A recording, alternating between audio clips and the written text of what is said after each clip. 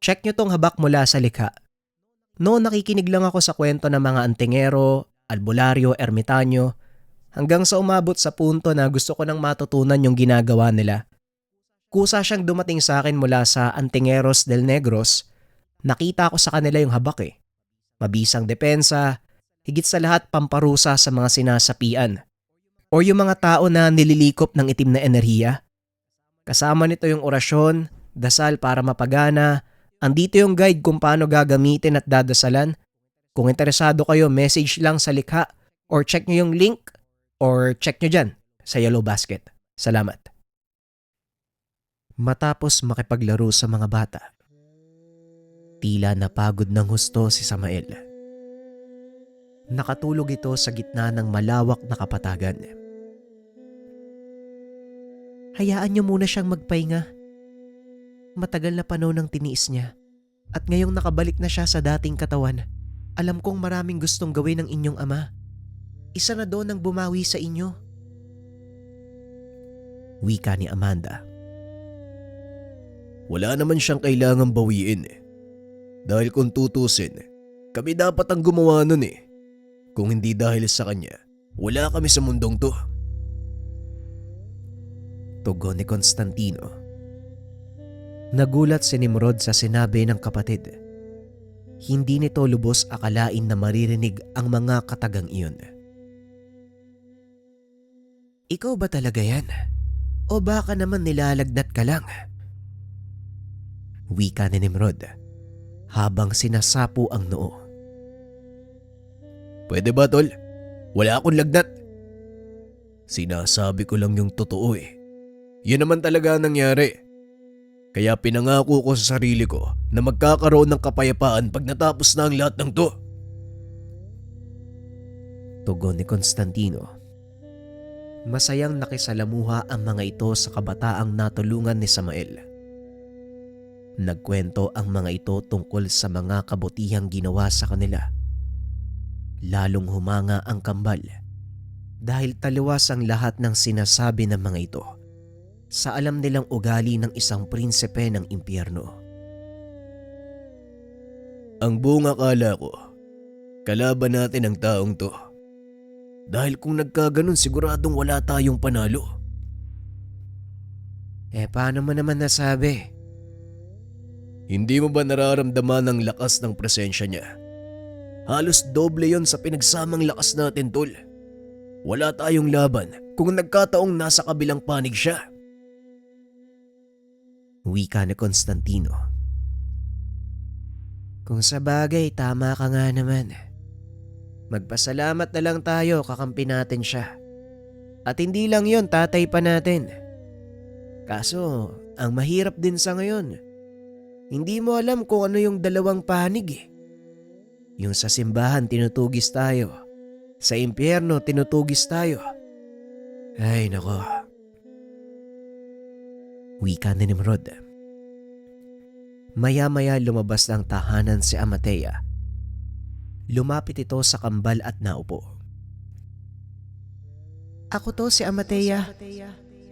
Si Amanda ay lumisan sa aking katawan ng panandalian. Hindi ko alam kung anong gagawin niya eh. Ang sabi niya lang, sandali lang daw siya. Bantayan niyo daw si Panginoong Samael. Wika ni Amatea. Walang problema. Mabuti na lang nandito ka. Siguradong kakailanganin namin ng tulong mo. Malakas ang magiging kalaban natin. Hindi lang demonyo, kundi yung mga taong kinilala naming kakampi. Wika ni Constantino. Matagal ko nang nakita ang kabulukan ng mga tao, pero hindi ko inaakalang aabot sa ganito. Maging ang inaakala niyong lingkod ng Diyos, nakipagsabwatan sa demonyo para sa kapangyarihan. Wika ni Amatea. Ibang klase ang nagagawa ng kinang ng ginto, Amatea. Lahat gagawin nino man, makuha lang ito. Maging ang Diyos ay handa nilang itakwil para lang sa pansamantalang yaman. Yon ang mas nakakatakot kaysa sa demonyo. Wika ni Nimrod. Kinabukasan maagang ginising ni Constantino ang kakambal. May kung anong kaguluhang nangyayari sa labas ng tahanan. Dali-daling lumabas ang dalawa. Nakitang nagtitipon ng mga bata sa iisang lugar habang hinaharangan ni Amatea. Anong nangyayari? Bakit kayo nandito sa labas? Tanong ni Nimrod. Pinakiramdaman ni Constantino ang paligid, ngunit wala siyang makita na kahit ano. May paparating na panganib. Ang masaklap. Wala ang mga magulang nyo. Wika ni Amatea. Papasukin mo ang mga bata sa tahanan. Mas ligtas sila doon sa loob, asado. Wika ni Constantino. Ginabayan ni Amatea ang mga bata papasok. Nang masigurong nasa labas na ng bahay ang mga ito, naglagay ng harang si Nimrod sa paligid upang walang makapasok sa lugar. Ano ba ang ibig sabihin ni Amatea, Constantino? Wala naman akong maramdaman na kahit ano. Tanong ni Nimrod. Ako din, tol eh. Hindi ko rin alam kung ano ang sinasabi ng pusang yun. Pero mas mabuti nang maging handa tayo. Hindi pamilyar sa atin ang lugar na ito.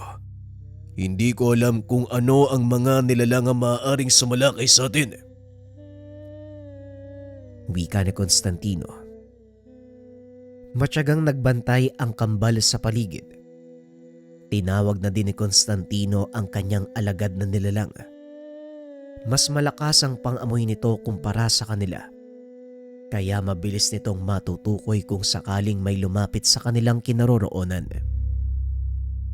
Ilang minuto ang nakalipas. Nakakabinging katahimikan ang bumalot sa paligid. Nang biglang maglabas ng apoy sa bibig ang isa sa mga ulo ng Atalante. Ngayon sigurado na akong may paparating na panganib. Hindi magkakaganyan ng Atalante kung wala silang nararamdaman. Wika ni Constantino habang itinataas ang manggas ng damit.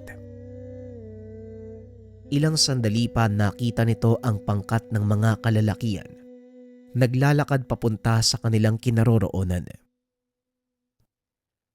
Mukhang nandito na sila. Pero bakit hindi ko maramdaman ang presensya? Tanong ni Nimrod. Yun ay dahil hindi sila tao. Wala nang kaluluwang nananahan sa kanilang katawan. Wika ni Constantino. Kakatapos pa lang nitong magsalita nang biglang sumugod ang isa sa mga kalalakian. Sinalubong naman ito ni Nimrod gamit ang kakayahan sa paggawa ng kalasag. Kasunod nito, binugahan ng apoy ng Atalante ang kalaban. Saan nanggaling ang mga ito? At paanong nakakakilos ang katawan nila ng walang kaluluwa? Tanong ni Nimrod. Ikaw yung mas maraming kaalaman tungkol sa kanila eh. Bakit ako yung tinatanong mo? Wika ni Constantino. Wala akong alam. Hindi nakasulat ang mga ganitong uri ng nilalang sa mga napag-aralan ko noon. Tugon ni Nimrod. Talagang wala sila sa mga nilalang na napag-aralan mo. Sila ay mga mortal. Patay na ang mga taong ginamitan ng kapangyarihang itim. Muling bumangon at naghahasik ng kasamaan sa mundo. Wika ni Amatea. May kamatayan ba ang mga ito? Paulit-ulit lang silang bumabangon. Tanong ni Constantino. Wala silang kamatayan hanggat hindi nagiging abo ang kanilang katawan. Hindi sila titigil sa pagbangon kahit ilang beses mo silang pabagsakin. Pagpapaliwanag ni Amatea. Kung ganon, anong pwede nating gawin? Tanong ni Constantino. Hindi magtatagal ang ginawa kong pananggalang. Kailangang mailikas sa mga kabataan palayo sa lugar na ito. Wika ni Nimrod. Kung ganon ako nang bahala sa mga bata, hindi na natin mahihintay sina Amanda. May alam akong lugar kung saan pwedeng manatili ang mga bata. Wika ni Amatea. Halika na, Kambal. Simulan na natin. Pilitin mong maikulong sila sa iisang lugar. Habang inaalis ni Asado ang mga bata sa lugar, susubukan kong hanapin kung sino ang kumokontrol sa kanila. Tugon ni Constantino. Mabilis na kumilos si Amatea. Inalis nito ang mga bata sa tahanan. Habang pinipigilan ng dalawa ang mga kalaban. Ngunit patagal ng patagal, lalo lang dumadami ang mga ito. Mukhang hindi mauubos ang mga kalaban natin. Kailangan nating umalis dito, Constantino. Dahil kahit anong lakas natin, hindi pa rin sapat ang bilang laban sa kanila. Wika ni Nimrod. Nakakainis mang isipin, pero mukhang kailangan nating umatras sa ngayon. Hindi ko mahanap ang kumukontrol sa kanila. Wika ni Constantino. Ikinulong ni Nimrod ang mga kalaban sa loob ng pananggalang. Sinunog ang mga ito. Matapos ay sinundan ng Kambal sina Amatea. Nakarating ang mga ito sa gitna ng kagubatan, kung saan may isang maliit na butas papasok sa loob ng isang bundok. Mabuti naman at nakasunod kayong dalawa. Hindi natin kakayanin ang mga yon. Kailangang antayin sina Amanda. Sila ang may alam kung paanong puksain ang mga kalaban. Wika ni Amatea. Para kaming bulag na nakikipaglaban sa mga yun eh. Hindi namin alam kung ano ang kahinaan nila. Kahit nagliliyab yung mga katawan, hindi pa rin sila naaawat. Tugon ni Constantino. Isa lang ang paraan para mapigilan sila. Hanapin kung sino ang kumukontrol. Pero sa kasalukuyan nating lagay, wala tayong magagawa. Kulang tayo sa bilang. Wika ni Nimrod. Biglang nagliwanag ang katawan ni Amatea. Maya-maya lang ay nagsalita ito sa boses ni Amanda. Anong nangyari? Bakit kayo lumikas sa lugar? Tanong ng ina. Hindi nyo ba nakikita? Sobrang daming kalaban ang sumugod sa amin doon sa bahay. Saan ba kayo nanggaling? Tugon ni Constantino. Anong mga kalaban? Pasensya na kung natagalan ako sa pagbalik. May mga bagay akong kailangang asikasuhin eh. Si Samael, nasaan ang inyong ama? Tanong ni Amanda. Hindi pa namin siya nakikita simula kaninang umaga. Ang akala nga namin, magkasama kayong dalawa. Tugon ni Nimrod. Naloko na. Kailangan nating balikan ng tatay nyo. Wika ni Amanda. Sabay takbo palabas ng kwarto. Sinundan nito ng Kambal. Ipinaiwan ni Constantino ang alagang Atalante. Naraw nito sa pintuan ng silid. Pagdating sa tahanan ni Samael, nakita nilang napapaligiran ito ng mga lagalag na bangkay. Baka yung tawag sa mga yan. Katawang walang kaluluwa, pero buhay. May isang taong naguutos sa kanila. Yon ang kailangan nating hanapin upang mapigilan sila sa pag-atake. Wika ni Amanda. Naisip na namin yan kanina, pero hindi umubra. Mahirap ituon ang konsentrasyon sa paghahanap habang nakikipaglaban. Tugon ni Nimrod. Kunin mo ang pagkakataong ito habang nakikipagtuo si Samael sa kanila. Hanapin niyo ang kinaroroonan ng taong naguutos sa mga bakay. Wika ni Amanda. Pinagtulungan ng dalawang matunton ang kinaroroonan ng kalaban. Ilang minuto ang nakalipas ay nagawa itong mahanap. Walang ya. Andyan ka lang pala. Wika ni Constantino. Sabay kumpas ng kanyang kamay. Sa gawing kanan, biglang napasigaw ang isang lalaki. Dali-dali itong tumakbo palabas sa pinagtataguan nito. Nanlaki ang mga mata ng kambal. Nakasuot ito ng damit pang pare. Dali-daling iginapos si Nimrod ang lalaki upang tanungin. Sino ang nag-utos sa'yo para sagurin kami? At paano mong nalaman ang lugar na ito? Tanong ni Nimrod. Hindi pa ba malinaw sa inyo? Ang simbahan ang nagpadala sa akin dito. Hindi nga nagkamali ang kasalukuyang Santo Papa. Kakampi nga kayo ng demonyong si Samael. Wika ng lalaki. Siya si Judah, isa sa mga tuta ng kasalukuyang Santo Papa. Nung namatay si Kuya, ipinag-utos ng pumalit sa kanya ang pagtugi sa inyo. Wika ni Amanda. Tama ang sinabi mo. Dahil simula nang napalitan ng naunang Santo Papa, itinuring na kayong mga eskomunikado dahil sa pagpanig nyo sa prinsipe ng impyerno. Muling wika ng lalaki. Biglang napalingon sina Constantino sa kinaroroonan ni Samael dahil bumulusok paitaas ang napakalaking asul na liwanag. Natupok ang lahat ng mga bakay. Nanlaki ang mga mata ni Judah. Nang makita nito si Samael, naglalakad papunta sa kanilang kinaroroonan. Hindi ito maaari. Paanong nakabalik ang katawang lupa ng prinsipe ng impyerno? Anong kademonyohan ang ginawa nyo?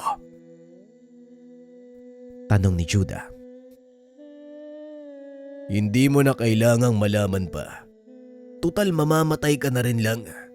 Mas mabuting sabihin mo na lang sa amin ang buong detalye ng balak nyo.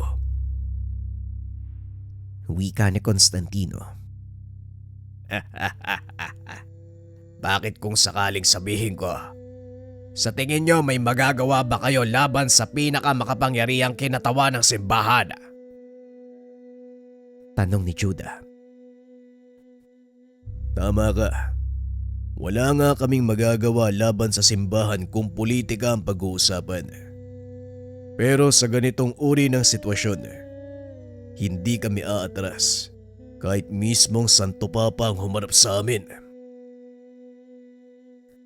Wika ni Constantino. Sa pagkakataong iyon, nakalapit na si Samael sa kanilang kinaroroonan. Sa hindi malamang dahilan, biglang nakaramdam ng panghihina ng tuhod si Constantino. Hindi nito maipaliwanag ang takot na nararamdaman. Masyadong malakas ang loob niyong kalabanin ng isang kagaya ko. Malaki ang kasalanan na ginawa niyo. Kaya sisiguraduhin kong pagbabayaran niyo ang lahat. Wika ni Samael habang nakaturo ang kamay kay Judah. Unti-unti namang umaangat ang katawan nito sa lupa habang sinasapo ang leeg. Prinsipe ng impyerno, hindi magtatagal. Babalik ka sa pinagmulan mo, Karian. Sa mga oras na to, nakikipagkasundo na ang aming pinuno sa iyong ama. Ano mang sandali, darating siya dito sa lupa. Kaya kung ako sa'yo, magtatago na ako. Tugon ni Judah. Kitang-kita ni Constantino ang gulat sa mukha ni Samael. Lalo na nang marinig nito ang sinabi ni Judah. Nakikipagkasundo ang simbahan sa kanyang ama. Ikinumpas si Samael ang kanyang kamay. Tumilapon papunta sa malaking bato si Judah, dahilan para tuluyan nitong bawian ng buhay. Kung totoo man ang sinasabi ng taong yon, nanganganib tayo. Wika ni Samael. Ngayon ka pa natakot kung kailan nakabalik na ang katawang tao mo. Ibang klase ka. Tugon ni Constantino. Hindi mo alam ang sinasabi mo. Banggitin mo pa lang ang pangalan ng aking ama sa kahit kaninong demonyo. Siguradong manginginig sila sa takot. Ano pa kaya kung makita siyang naglalakad sa mundong ito? Muling wika ni Samael. Bakit ba? Sino ba yung tatay mo? Tanong ni Constantino. Ang hari ng impyerno. Panginoon ng lahat ng demonyo. Ang tagapagdala ng liwanag. Si Lucifer. Natigilan si Constantino dahil sa mga narinig. Si Lucifer. Seryoso kayo, tay? Nakikipagkasundo ang simbahan sa mismong Diablo? Tanong ni Nimrod. Lahat gagawin ng mga taong yon para mapabagsak ako. Dahil walang ibang may kakayahang pumigil sa kanila kung hindi ang samahan na binuo ko dito sa lupa, at masaya kung kasapi kayo ng organisasyon. Tugon ni Samael. Ipinaliwanag ni Amanda ang ibig nitong sabihin. Mali ang akala niyong nakadikit din sa simbahan ng monasteryo na pinamamahalaan ni Padre Hiner. Ang totoo nakahiwalay na ito bago pa man kayo magsanay sa Italia. Ang nakakatanda kong kapatid ng dating Santo Papa, isa sa mga nagtayo ng samahang ito. Nagkunwari siyang kasama ng simbahan, kaya nagawa niya kayong ipasok bilang mga eksorsista. Wika ni Amanda. Dagdag pa nito. Nakita ng pamunuan ng simbahan ang potensyal ng kambal, kaya ginawaran nila ito ng pinakamataas na katawagan. Eksorsistang Paladino. Sa loob ng ilang taon, ginamit ng simbahan ng kambal para sa kanilang mga layunin. Nanatiling tahimik si Padre Hiner at ang ibang mga kasapi. Ngunit nang magtagal, nalaman ng mga kalaban ang kanilang mga plano. Dahilan kung bakit nadiskumunyon bilang pare si Padre Hiner at ang Santo Papa naman binawian ng buhay. Dito na nagsimulang kumilos ang organisasyon na binuo ni Samael. Nagpapasalamat ako sa mga taong naniwala sa akin. Ngayon siguro oras na para tayo naman ang sumalakay. Nimrod, Constantino, gusto niyo bang malaman kung ano ang totoo niyong mga pangalan? Tanong ni Samael. Masyadong mapanganib, Samael. Maaring hindi nila kayanin kung... Wika ni Amanda. Hindi na nito natuloy ang sasabihin. Inawat ito ni Constantino. Totoong pangalan? Aba, gusto ko yan . Sige, sabihin niyo sa amin ang totoo naming pangalan. Wika ni Constantino. Kagaya ng sinabi ng inyong ina, mapanganib dahil baka hindi niyo magawang kontrolin. Sa oras na sambitin ko ang mga pangalan niyo, siguradong lalabas din ang totoo niyong anyo. Tugon ni Samael. Totoong anyo. Aba, mukhang ayos nga yan . Napakamot na lang ng ulo si Samael. Walang nakakarinig sa mga sinasabi nito. Tila hindi alintana ng kambal ang bigat ng sitwasyon. Hoy, nakikinig ba kayong dalawa sa akin? Tanong ni Samael. Oo naman. Kaya nga interesado kaming marinig ang mga sinasabi mo dahil parang maganda ang kakalabasan nito. Tugon ni Constantino. Hindi ngayon ang panahon para pag-usapan ng bagay na yan. Kung gusto mong magwala ang mga anak mo, doon sa lugar ng mga kalaban. Wika ni Amanda. Nagkatinginan ang tatlo dahil galit na ang boses nito. Mukhang tama ang sinabi ng nanay niyo. Sige na, kumilos na tayo. Tugon ni Samael. Sa kabilang banda, kakarating lang ni Padre Henner sa paliparan. Kasama nito si Claudio at ilang pang mga kasapi ng kanilang samahan. Naninibago ako sa lugar na ito Sa loob ng mahabang panahon, ngayon lang uli ako nakatungtong ng Roma. Claudio, huwag kang hiwalay sa akin at baka maligaw ka. Wika ni Padre Henner. Maging ako, padre, naninibago din Parang hindi ko kakayaning makipaglaban sa ganitong kagandang lugar. Tugon ni Claudio. Alam ko, pero ang nakikita mong kagandahan, panlabas na anyo lang ng totoong impyerno sa lugar na ito. Malalaman mo ang sinasabi ko, Claudio, sa oras na makaharap natin ang totoong kalaban. Wika ni Padre Henner. Mula sa paliparan, bumiyahe ang mga ito papunta sa Bisilika kung saan patungo si Samael at ang kambal. Inabot ng mahigit 1 oras ang naging biyahe. Pagdating sa lugar, napakapayapa ng paligid na tila walang nagbabantang panganib. Bakit parang wala namang kaguluhan? Tignan mo, padre, ang dami pang ang taong namamasyal. Wika ni Claudio. Uulitin ko ang sinabi ko. Huwag kang magpapadala sa mga nakikita mo. Halika na, pumasok na tayo. Siguradong anumang sandali, darating na sina Constantino. Tugon ni Padre Henner. Naglakad ang mga ito papasok ng trangkahan. Napakaraming tao sa paligid at tila wala silang alam sa mga magaganap.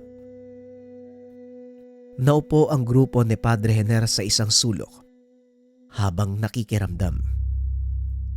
Ilang sandali pa napansin na ni Padre Henner si Constantino.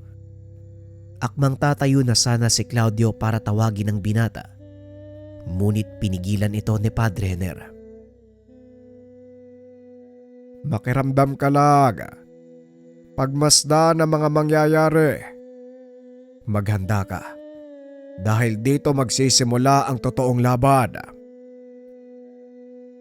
Sa kabilang banda, papasok na ng Bisilika sina Constantino. Inikot nito ang tingin sa paligid.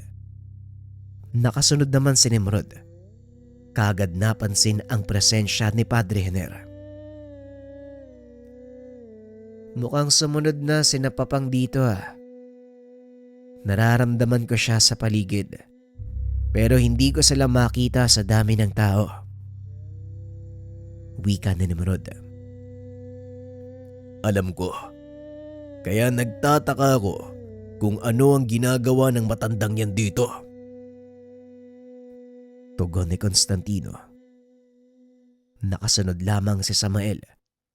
Samantalang ang Dryad naman, nagtago sa anino ng Panginoon. Parang walang nangyayari, hindi ba? Pero huwag kayong magpapadala sa mga nakikita nyo.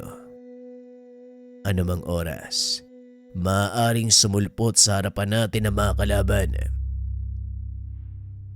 Wika ni Samael. Patuloy na nagmamasid ang tatlo sa paligid. Nasa gitna ang mga ito ng plaza ng Bisilika nang biglang tumunog ang alarma. Nagtakbuhan palayo ang mga tao hanggang sa ang naiwan na lang ay sina Padre Henner at Claudio. Tanda! Anong ginagawa mo dito? Bakit ka sumunod? Tanong ni Constantino. Eh, sa lagay kayo lang ba ang magsasaya? Hindi naman yata pwede yon. Wika ni Padre Hener. Masyado ka namang makasarili, Constantino. Sosaluhin mo ang lahat ng kasiyahan. Hindi pwede yan. Wika ni Claudio. Mga wala ba kayong utak? Hindi nyo alam kung gaano kabigat at delikado ang sitwasyon. Kaya nga lumakad kami ni Nimrod ng sarilinan dahil ayaw na namin kayong mapahamak. Masyado ng marami ang nadadamay. Ayoko nang madagdagan pa. Wika ni Constantino. Alam namin kung gaano kabigat ang sitwasyon. Kaya nga kami nandito para kahit papano makatulog. Hindi man malaki ang mayaambag ko, pero gusto kong gawin ito. Gaya ng dahilan mo, Constantino. Hindi na madadagdagan pa ang mga madadamay dahil dito na natin wawakasan ang lahat. Napailing na lang si Constantino. Alam niyang wala ding mangyayari kung patuloy itong makikipagdiskusyon sa pare. Biglang natigilan si Padre Hener nang makitang papalapit sa kanya si Samael. Hindi ito makakilos sa bigat ng presensya ng prinsipe ng impyerno. Ikaw ba ang taong kumupkop sa mga anak ko? Tanong ni Samael. Mahabaging langit. Ganito ba ang pakiramdam kapag nakaharap ka sa isang makapangyarihang celestial? Opo, kamahalan. Ako po si Padre Hener. Akin po ang karangalan. Wika ni Padre Hener. Tumawa ng malakas si Samael dahil halatang takot na takot ito.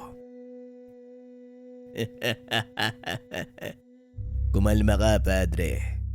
Hindi kita kakainin. Maraming salamat sa lahat ng ginawa mo para sa kambal ko. Malaki ang utang na loob ko sa'yo.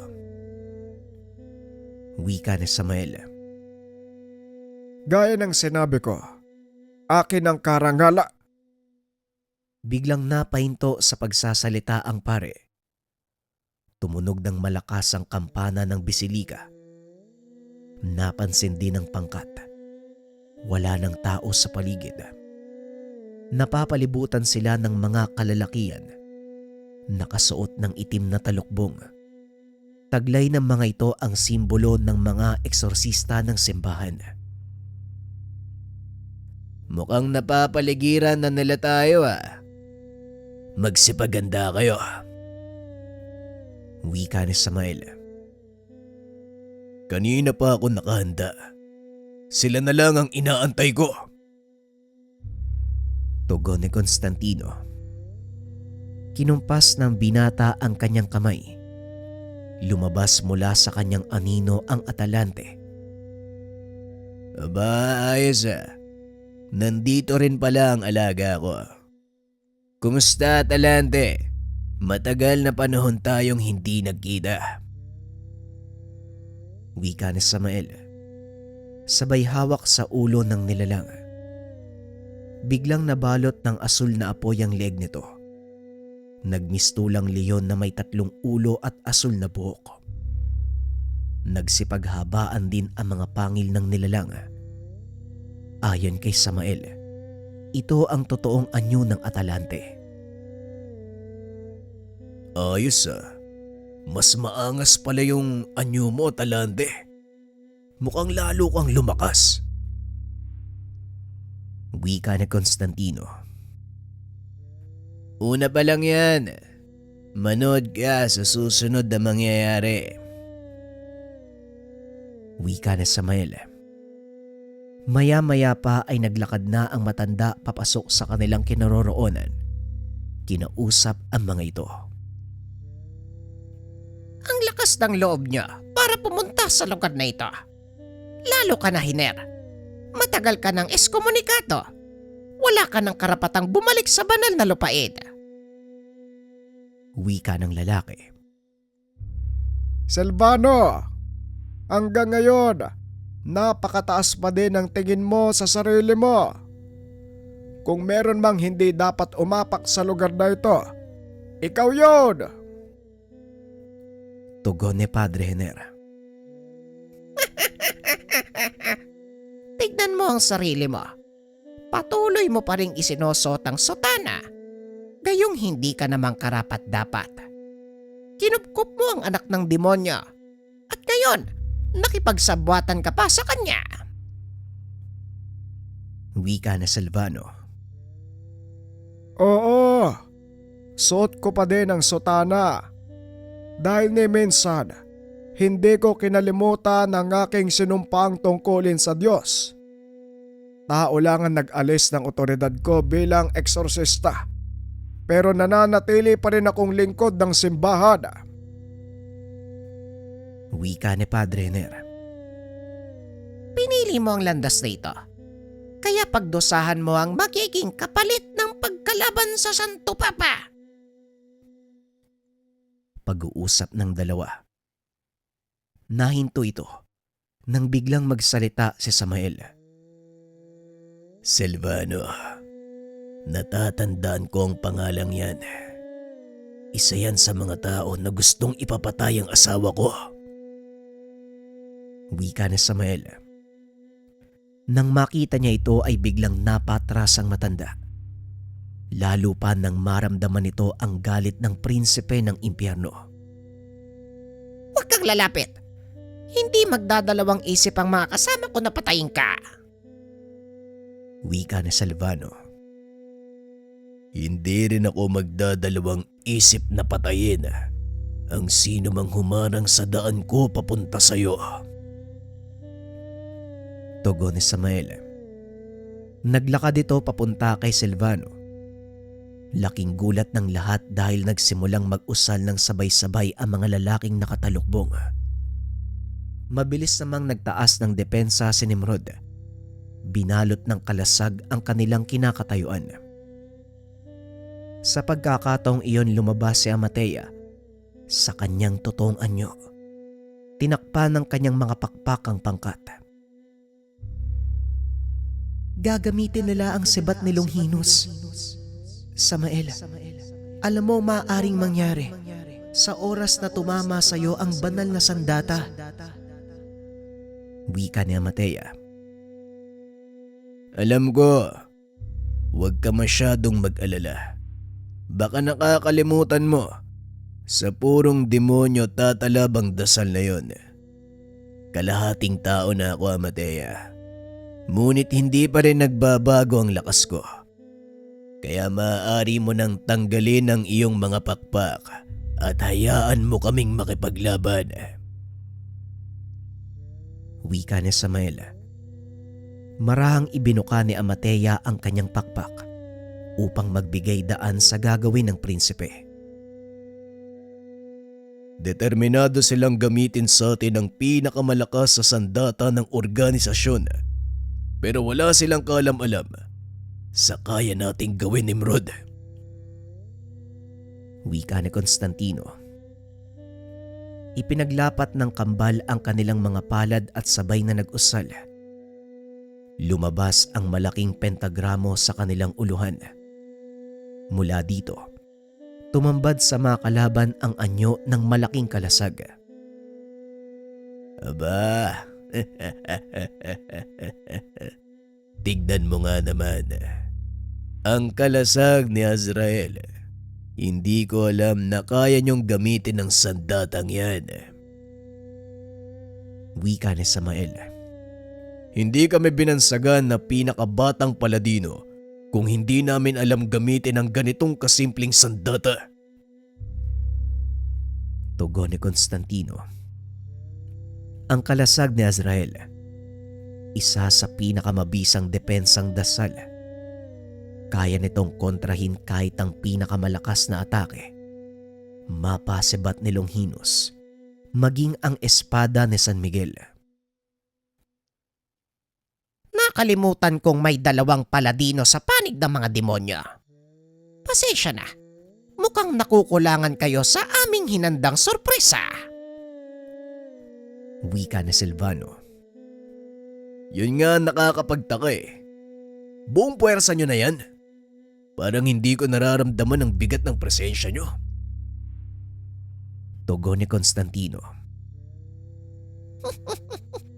Huwag ka masyadong mayabang batang paladino. Nagpapainit pa lang ako. Tugon ni Silvano. Natawa si Constantino.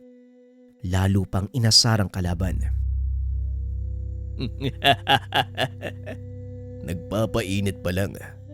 Bakit nyo ginamit yung sibat ni Longinus? Ang sabihin mo, naduduwag ka, Silvano. Bakit hindi mo matanggap na kayang-kaya naming 2 ni Nimrod ang buong puwersa ng organisasyon? Hindi ka pa ba nadadala sa mga nangyari noon? Kaunting pagbabalik tanaw.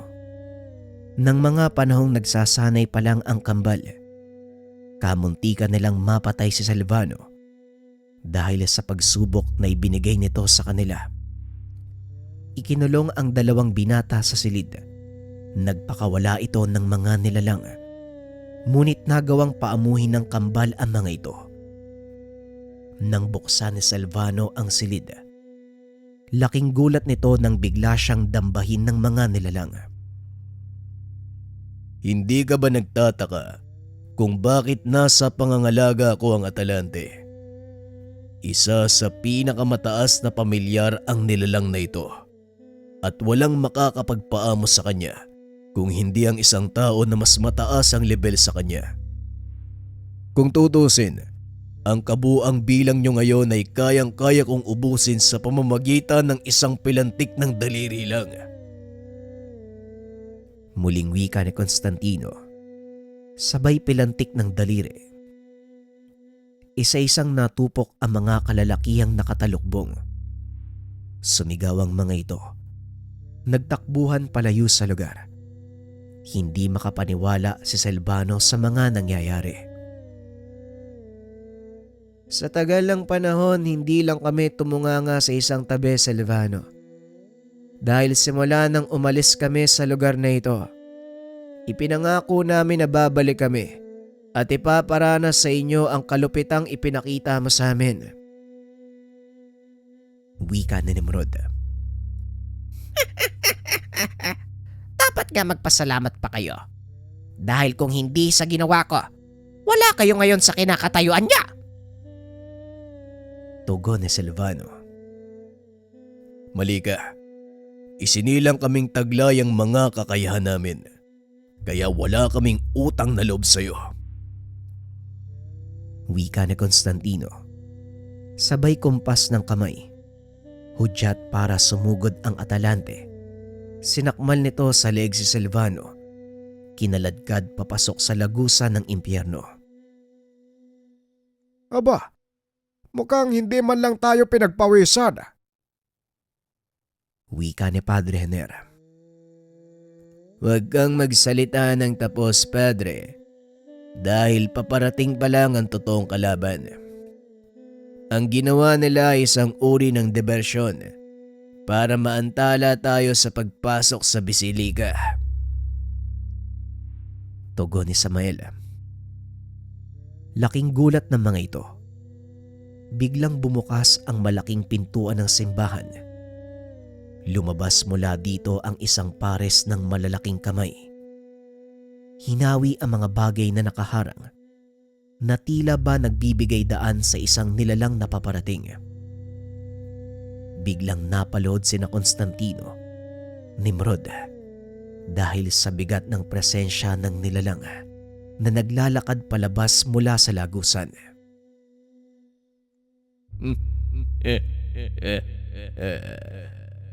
Ganyan nga. Lumuhod kayo sa totoong Panginoon ng mundo. Prinsipe Samael, matagal ka nang inaantay ng iyong ama.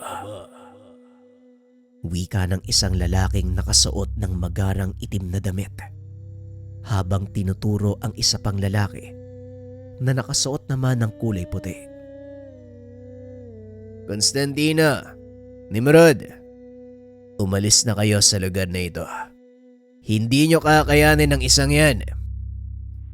Wika ni Samael. Mukhang malakas ang isang yan. Pero hindi yun dahilan para umatras kami. Tugon ni Constantino. Wag nang matigas ang ulo. Hindi si Demos ang tinutukoy ko, kundi yung lalaking nakasuot ng puting damit. Siya ang aking ama. Siya si Lucifer. Napatingin si Constantino sa sinasabing lalaki ni Samael. At saktong paglingon nito, halos ilang pulgada na lang ang layo ng mukha ng lalaki sa kanya. Hindi makakilos si Constantino dahil sa bigat ng presensya ng lalaki. Ito ba ang isa sa aking kambal na po? Mukhang pinalaki sila ng maayos Malakas ang mga bisig. Ganon din ang pangangatawan. Perpekto ang kanilang pagkalika. Kagaya mo, Samael. Wika ni Lucifer. Sabay tulak kay Constantino palayo. Kagad siyang nasalo ni Samael. Ngunit dahil sa sobrang lakas ng pagkakatulak, tumilapon din ito sa malayo. Umalis na kayo dito, Constantino. Hindi ito ang oras para mamatay kayo. Wika ni Samael. Sinong nagsabing mamamatay kami? Hindi ba nabanggit mo sa amin ang tungkol sa totoo naming pangalan? Wika ni Constantino. Tama ka, pero hindi pa rin sapat ang magiging lakas nyo. Hari ng impyerno ang kalaban dito. Sa kanya nang galing ang kapangyarihan nyo. Wika ni Samael. Kung ganoon, ano ang kinakatakot mo? Kung sa kanya nang galing ang kapangyarihan namin, bakit hindi natin ibalik sa kanya? Wag nang matigas ang ulo. Umalis kayo dito. Sinabi nang hindi ako aalis dito Kahit anong gawin natin, hindi na tayo makakatakas pa. Nandito na to Mas mabuting harapin na lang. Hindi natin matatakasan ng tadhana. Ngayong alam ko na ang dahilan kung bakit kami sinilang. Wika ni Constantino. Kung talagang mapilit ka, maganda kayong dalawa. Mga kasama, mas makakabuting umalis na kayo sa lugar na ito. Papakawalan ko ang kapangyarihan ng kambal. Wika ni Samael. Nilapitan ni Constantino si Padre Jenner upang kausapin. Paps, hindi ko alam kung ano mangyayari pagkatapos ng labang to. Kaya hayaan mong sabihin ko sa'yo ang lahat ng mga gusto kong sabihin. Wika ni Constantino. Tumahimik ka, Constantino. Pilitin mong makaligtas. Sabihin mo yan sa akin pagkatapos ng lahat ng ito. Aantayin kita. Tugon ni Padre Jenner. Laking gulat nito. Bigla siyang niyakap ni Constantino. Maraming salamat sa lahat, Paps. Sige na, umalis na kayo dito. Ayokong makita mo mga mangyayari. Wika ni Constantino. Ibalik mo sa impyerno ang isang yan. Gaya ng ginawa mo sa ibang mga demonyong nakalaban nyo ni Nimrod. Kami na ang bahala sa iba pang kalaban. Tugon ni Padre Jenner. Matapos naglakad ang mga ito palayo sa Bisilika, si Nimrod at Constantino naman ay lumapit kay Samael habang nakamasid lang ang mga kalaban. Panginoon, hindi ba kayo naiinip? Tanong ni Demos. Hindi naman. Gusto kong makita ang totoong anyo ng mga batang to. Hindi ko maramdaman ang puwersa nila Sa totoo lang, parang nakakaramdam ako ng takot. Sa kauna-unahang pagkakataon, nanginginig ang mga tuhod ko. Tugon ni Lucifer. Baka nagkakamali lang kayo, Panginoon. Ang hari ng impyerno makakaramdam ng takot. Muling wika ni Demus. Bahala ka kung anong gusto mong sabihin. Pero yon ang pakiramdam ko ngayon. Tignan natin kung anong mangyayari. Tugon ni Lucifer. Ramdam ni Demus ang pag-aalala ng Panginoon. Kaya nagpasya itong siya ang haharap sa kambal. Hayaan niyong ako ang humarap sa dalawang yan, Panginoon. Manood ka na lang sa mga nangyayari. Wika ni Demus. Naglakad ito papunta sa kinaroroonan ni Constantino na noon ay kinakausap ng kanilang ama. Tandaan niyo, sa oras na bitawan ko ang mga pangalan niyo, tuluyang makakala sa mga selyo sa inyong kaluluwa. Kakawala ang totoo niyong pagkatao at maaaring mawala kayo sa tamang pag-iisip. Ito ang kinakatakot ko dahil may posibilidad na tuluyan kayong maging ganap na demonyo. Wika ni Samael. Kung sakaling mangyari yun, patayin mo kami. Pero ngayon, tignan natin ang mangyayari. Andito na ang kalaban. Kung ano man ang binabalak niyong dalawa, simulan niyo na at bilisan niyo. Napalingon si Constantino. Nakitang tumatakbo papalapit sa kanila si Demus. Umanda na kayo! Eto na! Wika ni Samael. Mabilis namang sumalubong sina Constantino at Nimrod. May kung anong inuusal si Samael. Kumawala kayo sa mundo. Exor at Rexor! Pagkabanggit ng mga pangalan, nagliwanag ang katawan ng kambal. Napasigaw ang mga ito sa sobrang sakit. Unti-unting nagbago ang mga anyo. Lumaki ng husto ang katawan ni Constantino. Humaba ang buhok nito. Nagkaroon ng marka sa katawan. Tinubuan ng mahabang buntot na may asul na apoy sa ulo. Habang nagaganap ang pagbabagong iyon, unti-unti namang bumabalik ang lahat ng alaala simula pagkabata. Ilang sandali pa ang nakakalipas. Natapos ang pagbabagong anyo nito. Isang nilalang na nababalot ng asul na apoy ang tumambad. Nasa harapan ito ni Demus. Mabilis itong napatras dahil sa lakas ng bugso ng enerhiyang pinapakawala ng binata. At sa tuwing hihinga ito, lumalabas sa kanyang bibig ang asul na apoy.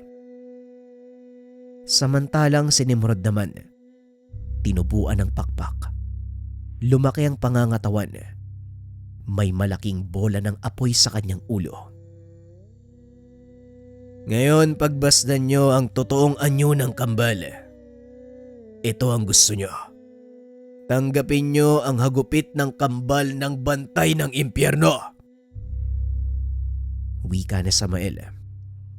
Nanlaki ang mga mata ni Lucifer nang makita ang anyo ng mga ito. Sabay na sumugod ang kambal. Hindi nakapaghanda si Demus. Dahil sa bilis ng pangyayari, tumilapon ito ng malayo at halos hindi na makatayo.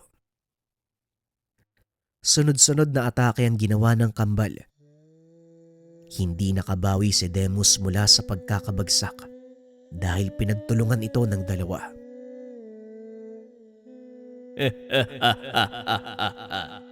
Matagal na panahon din akong hindi nakaramdam ng ganito. Wika ni Demus habang sinasalag ang lahat ng mga atake ng kambal.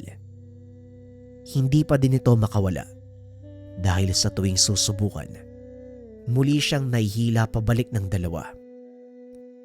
Hanggang sa napuruhan siya ni Constantino, sinakal siya nito Inangat at nagbuga ng apoy, dahilan para matupok ang katawan ni Demus, bagay na ipinagtataka ni Lucifer. Purong celestial ang katawan ni Demus. Hindi ito tinatablan ng apoy mula sa impyerno. Saan ang galing ang apoy na yan? Paanong natupok ang katawan ng isang purong celestial? Wika ni Lucifer. Nagtataka ka kung paanong nasunog ang katawan ng alagad mo. Wika ni Samael. Anong ginawa mo? Paano nangyari to? Tugon ni Lucifer. Kahit mula ako sa'yo, hindi tayo magkapareho. Pinili kong bumalik sa kanlungan ng amang maylika. At kahit alam kong imposible, ginawa ko pa rin ang lahat. Ito ang naging resulta. Isang mabuting sumpa sa katauhan ng kambal. Sila ay hindi anak ng demonyo. Bagaman nanggaling sa iyo ang kapangyarihan nila, hindi nila ito ginamit para manakit ng iba. Puro ang intensyon ng kambal, kaya napanatili nila ang pagiging dibino. Wika ni Samael. Inakala nitong tuluyang magiging demonyo ang kambal. Ngunit kabaliktaran ang nangyari. Sa kabila ng anyong demonyo, nababalot ang mga ito ng banal na liwanag. Asul na apoy ni Samael. Lalo pang ikinagulat ni Lucifer nang magbago ng anyo ang prinsipe ng impyerno. Lumabas ang 4 na makinang napakpak. Nanatili ang mahabang gintong buhok. Tumubo ang mahabang sungay. Sa gitna ng mga ito, asul na bola ng apoy. Kung titignan ay pinagsamang anghel at demonyo ang anyo ni Samael. Ito ang sumpa na ibinigay sa akin ng maylika. Magagamit ko ang celestial na kapangyarihan habang napapanatili ang anyo kong demonyo. Wika ni Samael. Nang mga sandaling iyon tapos na ang laban sa pagitan ni Demus, hinarap naman ng mga ito si Lucifer. Ang buong akala ni Samael ay susugod ang dalawa. Ngunit laking gulat nito nang magsalita si Constantino. Napakasarap sa pakiramdam. Hindi ko akalain ganito tayo kalakas, tol. Wika ni Constantino. Oo nga, Constantino. Tignan mo ang sarili mo. Bagay sa'yo ang bago mong anyo. Tugon ni Nimrod. Napakamot ng ulo si Samael dahil sa kabila ng kanilang sitwasyon. Nakuha pa ng mga itong makapag-usap. Mga lapastangan, sino ba kayo sa palagay nyo? Ako ang hari ng impyer. Hoy, yung alagad mo kanina pa paulit-ulit sa sinasabi niya. Nakakarindi na yung hari-hari. Tinan mo, natos na. Baka gusto mong sumunod. Wika ni Constantino. Kuwang-kuha mo nga ang ugali ko, Apo. Pero huwag ka masyadong magpakampante. Baka nakakalimutan mo. Hindi lang kayo ang nandito. Tugon ni Lucifer. Itinaas nito ang kanyang kamay. Lumitaw ang imahe ni Padre Jenner. Nakikipaglaban sa mga demonyong kumawala mula sa impyerno. Mukhang hindi sila nauubos, Claudio. May natatago ka pa bang alas? Tanong ng pare. Meron pa. Pero hindi pa ito ang tamang oras para gamitin. Tugon ni Claudio. Nang mga sandaling ito, pinipigilan nila ang mga kalabang makarating sa mataong lugar. Halos hindi na nila kayanin ang lumalaking puwersa ng mga demonyo. Habang nakikipaglaban, biglang napatingala si Padre Jenner. Nakita nito ang napakaraming lumilipad na nilalang Inakala ng pare na kalaban ang mga iyon. Ngunit laking gulat nito nang makitang paparating ang mga gargoyles. Mabuti naman dumating na mga gargoyles. Magsipaganda kayo. Sasabayan natin sila sa pagsugod. Wika ni Padre Ner. Isa-isang dinagit ng mga gargoyles ang mga demonyo. Ibinalik ito sa kanilang pinanggalingang butas. Lumapag ang isa sa mga gargoyles at kinausap si Padre Ner. Ipinaparating ng pinuno na hindi siya makakapunta. Hindi maaaring iwanan ang mga kandungan. Sa gawing iyon, doon makikita ang lagusang pinagmulan ng mga demonyo. Kailangan nating maisara ang lagusan bago pa mahuli ang lahat.